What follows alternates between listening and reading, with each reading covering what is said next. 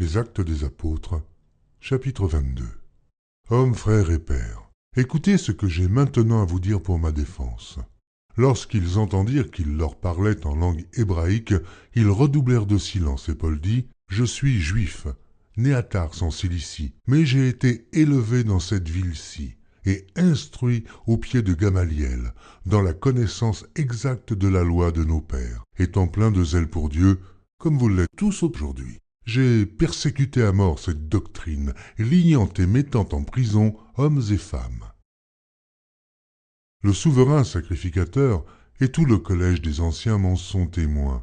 J'ai même reçu d'eux des lettres pour les frères de Damas, où je me rendis afin d'amener liés à Jérusalem ceux qui se trouvaient là et de les faire punir. Comme j'étais en chemin et que j'approchais de Damas, tout à coup, vers midi, une grande lumière venant du ciel resplendit autour de moi. Je tombai par terre et j'entendis une voix qui me disait « Saul, Saul, pourquoi me persécutes-tu » Je répondis « Qui es-tu, Seigneur » Et il me dit « Je suis Jésus de Nazareth, que tu persécutes. » Ceux qui étaient avec moi virent bien la lumière, mais ils n'entendirent pas la voix de celui qui parlait. Alors je dis « Que ferai-je, Seigneur » Et le Seigneur me dit « Lève-toi, va à Damas, et là on te dira tout ce que tu dois faire. » Comme je ne voyais rien à cause de l'éclat de cette lumière,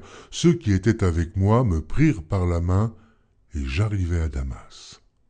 Or, un nommé Ananias, homme pieux selon la loi, et de qui tous les Juifs demeurant à Damas rendaient un bon témoignage, vint se présenter à moi. Et il me dit « Saul, mon frère, recouvre la vue. » Au même instant, je recouvrai la vue et je le regardai.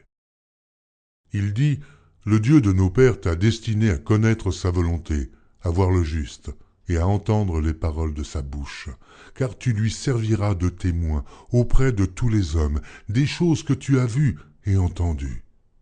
Et maintenant, que tardes-tu?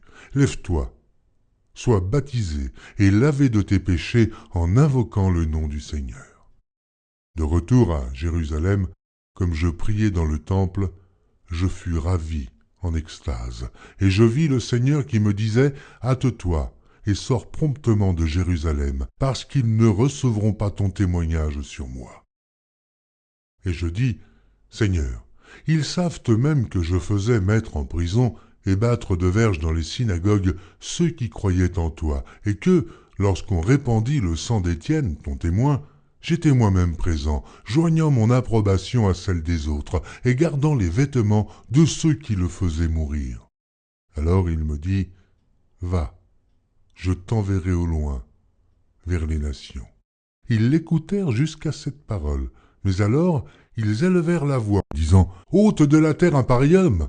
Il n'est pas digne de vivre. » Et ils poussaient des cris, jetaient leurs vêtements, lançaient de la poussière en l'air. Le tribun commanda de faire entrer Paul dans la forteresse et de lui donner la question par le fouet, afin de savoir pour quel motif il criait ainsi contre lui. Lorsqu'on l'eut exposé au fouet, Paul dit au centenier qui était présent « Vous est-il permis de battre de verges un citoyen romain qui n'est pas même condamné ?» À ces mots, le centenier alla vers le tribun pour l'avertir, disant « Que vas-tu faire? Cet homme est romain. » Et le tribun étant venu, dit à Paul « Dis-moi, es-tu romain ?» « Oui, répondit-il. » Le tribun reprit « C'est avec beaucoup d'argent que j'ai acquis ce droit de citoyen. » « Et moi, dit Paul, je l'ai par ma naissance. » Aussitôt, ceux qui devaient lui donner la question se retirèrent, et le tribun, voyant que Paul était romain, fut dans la crainte, parce qu'il l'avait fait lier. Le lendemain, voulant savoir avec certitude de quoi les Juifs l'accusaient, le tribun lui fit ôter ses liens et donna l'ordre aux principaux sacrificateurs et à tout le Sanhédrin de se réunir. Puis, faisant descendre Paul, il le plaça au milieu d'eux.